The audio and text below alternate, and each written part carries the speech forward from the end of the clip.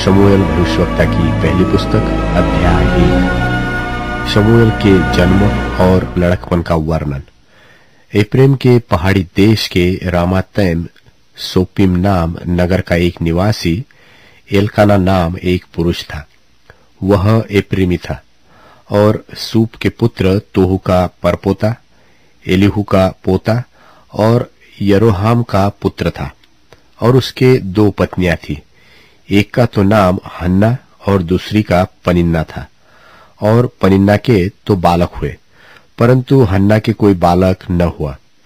वह पुरुष प्रतिवर्ष अपने नगर से सेनाओं के यहोवा को दंडवत करने और मेल बलि चढ़ाने के लिए शीलो में जाता था। और वहां होपनी और पिनहास नाम एली के दोनों पुत्र रहते थे, जो यहोवा के याजक थे। और जब जब एलकाना मेल बलि चढ़ाता था, तब तब वह अपनी पत्नी पनिन्ना को और उसके सब बेटे बेटियों को दान दिया करता था। परंतु हन्ना को वह दूना दान दिया करता था, क्योंकि वह हन्ना से प्रीति रखता था। तो भी यहोवा ने उसकी कोख बंद कर रखी थी, परंतु उसकी सौत इस कारण से कि यहोवा ने उसकी कोख बंद कर रखी थी, उसे अत्यंत चिढ़ा चिढ़ा कर कुढ़ाती रहती। और वह तो प्रतिवर्ष ऐसा ही करता था। और जब हन्ना यहोवा के भवन को जाती थी, तब पनिन्ना उसको चिढ़ाती थी, इसलिए वह रोती और खाना न खाती। इसलिए उसके पति एलकाना ने उससे कहा, हे हन्ना, तू क्यों रोती है और खाना क्यों नहीं खाती, और तेरा मन क्यों उदास है? क्या तेरे लिए मैं 10 बेटों के से भी अच्छा नहीं हूं? तब शीलो में खाने और पीने के बाद हन्ना उठी और यहोवा के मंदिर के चौखट के एक अलंग के पास एली याजक कुर्सी पर बैठा हुआ था। और यह मन में व्याकुल होकर यहोवा से प्रार्थना करने लगी और बिलख बिलख कर रोने लगी।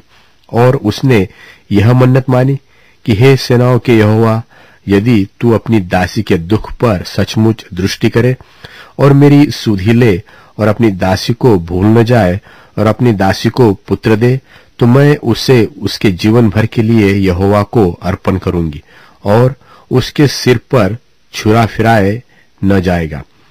जब वह यहोवा के सामने ऐसी प्रार्थना कर रही थी, तब एली उसके मुंह की ओर ताक रहा था। हन्ना मन ही मन कह रही थी।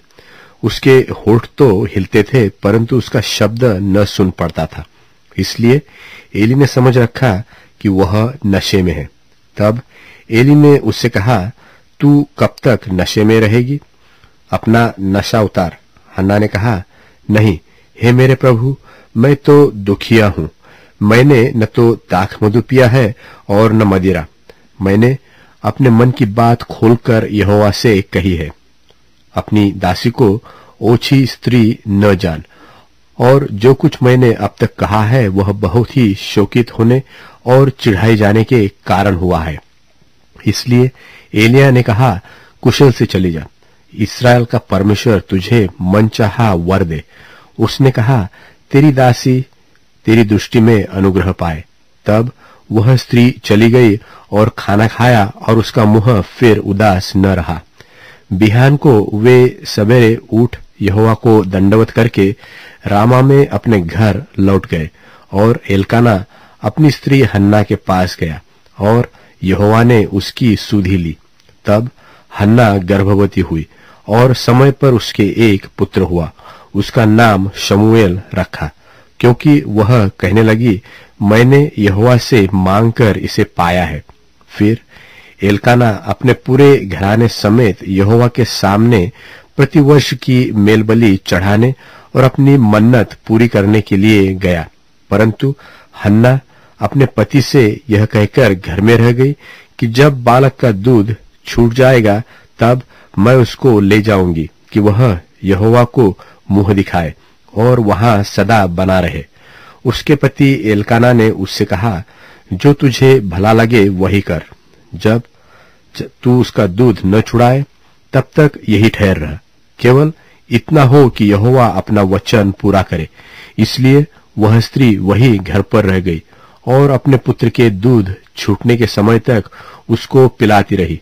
जब उसने उसका दूध छुड़वाया तब वह उसको संग ले गई और 3 बछड़े और एपा भर आटा और कुप्पी भर दाखमधु भी ले गई और उस लड़के को शिलो में यहोवा के भवन में पहुंचा दिया। उस समय वह लड़का ही था और उन्होंने बछड़ा बलि करके बालक को एली के पास पहुंचा दिया। तब हन्ना ने कहा, हे मेरे प्रभु, मेरे जीवन की शपथ, हे मेरे प्रभु, मैं वही स्त्री हूं जो तेरे पास यही खड़ी होकर यहोवा से प्रार्थना करती थी। यह वही बालक है जिसके लिए मैंने प्रार्थना की थी और यहोवा ने मुझे मुंह मांगा वर दिया है। इसीलिए मैं भी उसे यहोवा को अर्पण कर देती हूं कि यह अपने जीवन भर यहोवा ही का बना रहे। तब उसने वही यहोवा को दंडवत किया।